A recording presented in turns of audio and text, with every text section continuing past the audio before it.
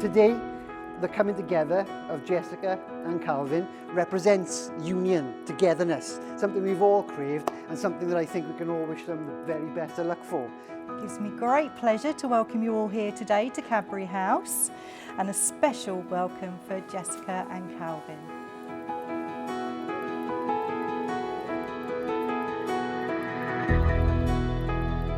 To my wife, my wonderfully weird wife, aka my ball and chain, aka the boss.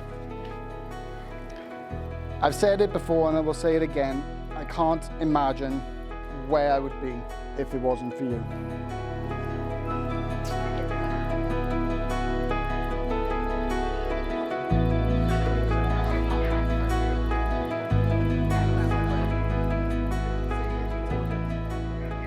Jessica and Calvin, before you pledge yourselves to each other, it's my duty to remind you of the solemn and binding character of the vows you're about to make. Marriage in this country allows two people to make the lifelong commitment of marriage. This legally binding union is to be entered into voluntarily and to the exclusion of all others.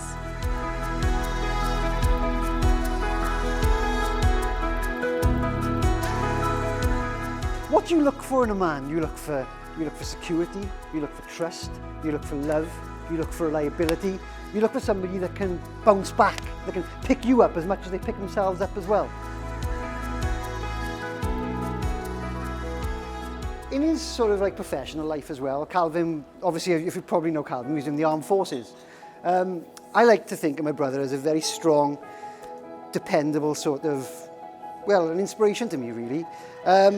During his training program in the armed forces, he had a bit of an accident, falls over, breaks his jaw. He doesn't realise it at the time, but he picks himself up, keeps going, and I know his superiors had so much respect and so much to say to him about that. Calvin, in basic training, he worked so hard to make something of himself, to realise the future that he wanted to realise, that he was busting his arse in that training program. He bust right through, broke his jaw, came out, he still completed the training program and got absolute accolades from his superiors, which again, I think represents the fact that this guy can be pushed down, but he can bounce right back up. And I think that's what Jess and that's what women look for in a person. Security, stability, love, trust, friendship. And I believe Calvin does represent that.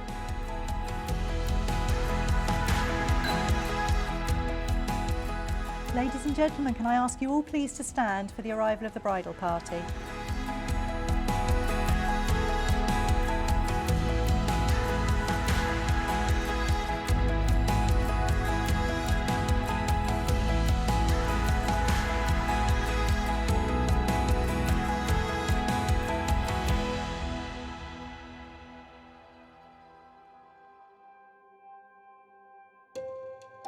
Okay, so Jess and I first met on November the 16th, 2013. Is that correct? That's correct. Yeah, that is correct.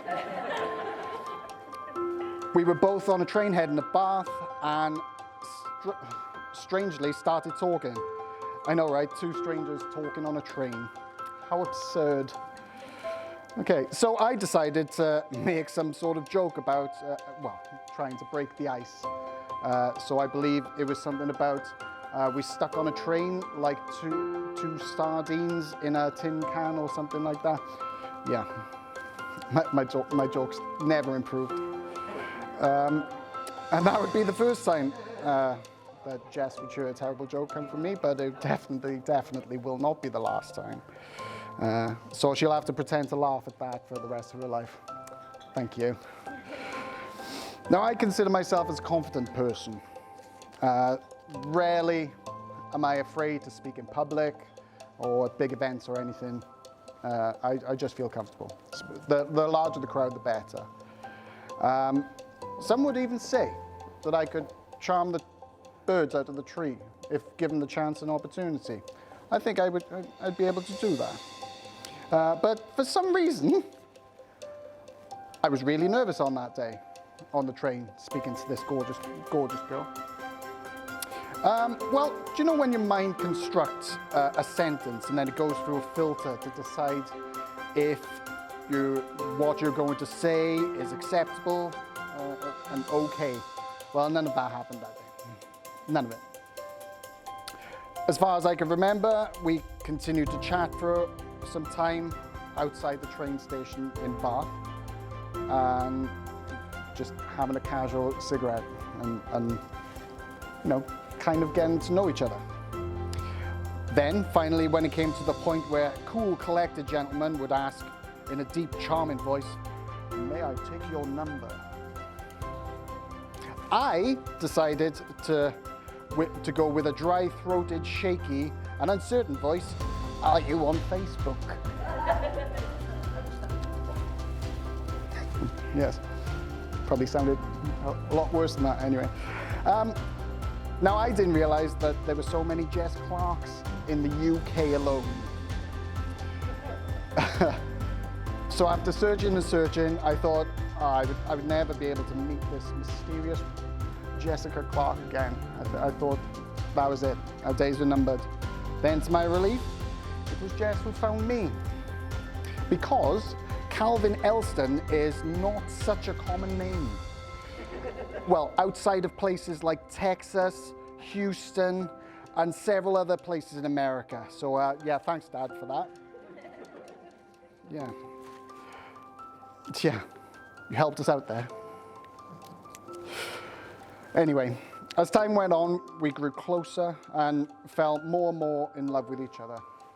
And the rest is history. The wedding ring is an unbroken circle. It has no beginning and no end. It symbolises unending and everlasting love and is an outward sign of the lifelong promises you have made to each other. So Calvin, if you could take Jessica's ring first of all and place it on the tip of her finger. I think she's showing you where to go. That will stop. And if you can hold her ring there and repeat after me. I promise to give you my love and friendship. I promise to give you my love and friendship. To be there for you. To be there for you. When you need me the most. When you need me the most. To laugh with you. To laugh with you. To cry with you. To cry with you. And to confide in you. And to confide in you. To trust you. To trust you. To comfort you. To comfort you. And to support you. And to support you. All that I have, I share with you. All that I have, that I share with you. I promise to respect you. I promise to respect you. And be faithful to you always. And be faithful to you always. These promises I make for the rest of my life. These promises I make for the rest of my life. And I give you this ring as a sign of our marriage. And I give you this ring as a sign of our marriage. Lovely. Now the big question, does it fit? Yes. It's always a slightly Cinderella moment. Now if you could take Calvin's ring, that's it, place it there and repeat after me. I promise to give you my love and friendship. I promise to give you my love and friendship. To be there for you when you need me the most. To be there for you when you need me the most. To laugh with you. To laugh with you. To cry with you. To cry with you. And to confide in you. And to confide in you. To trust you. To trust you. To comfort you. To comfort you. And to support you. And to support you. All that I have, I share with you. All that I have, I share with you. I promise to respect you and be faithful to you always. I promise to respect you and be faithful to you always. These promises I make for the rest of my life. These promises I make for the rest of my life. And I give you this ring as a sign of our marriage. And I give you this ring as a sign of our marriage.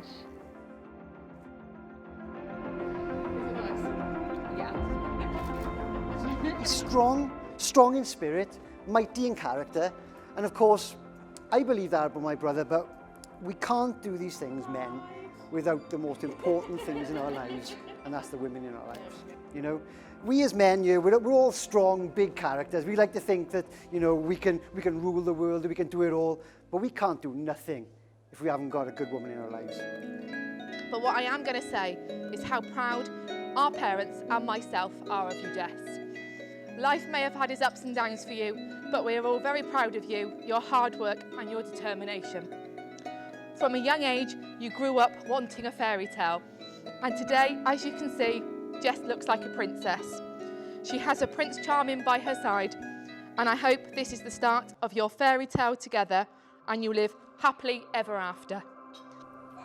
This day will form a milestone in your lives. You will look back upon it with love and happiness as the start of your new life together. Let us recognise your union and may you treasure this trust and responsibility. May you live long, full and happy lives together. It now gives me great pleasure to announce that you are husband and wife. Congratulations.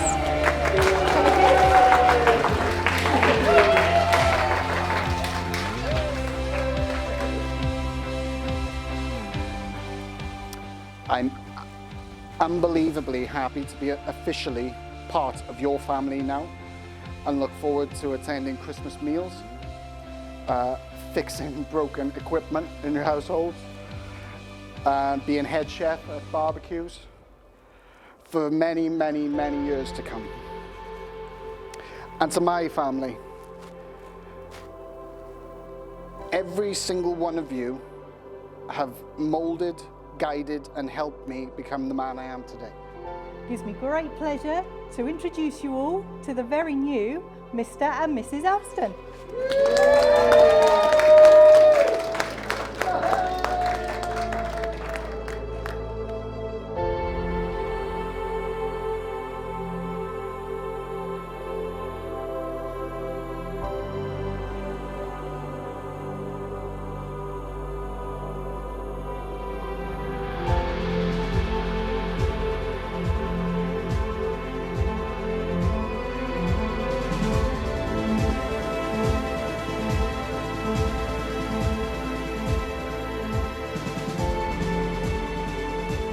You have supported me in my decisions. You have been there through success. You have comforted me and held my hand through my loss and laughed at my wonderful and, may I say, genius dad jokes. I also think you deserve a medal for organising this wedding. I would like to say that I helped, but let's face it, all I did was make myself look pretty. I also want to thank you for performing a civic duty by caring for me when you should have had me locked away in a mental hospital years ago. But don't worry, there's still time. What I'm trying to say is, without you, I'm not complete. We're two trippy peas in a far-out pod. And I will love you, protect, and I will be there for you for the rest of our lives, forever and ever. Amen. Amen, brother. Now, if you could all raise your glasses and repeat after me. Good luck, Mrs. Elston.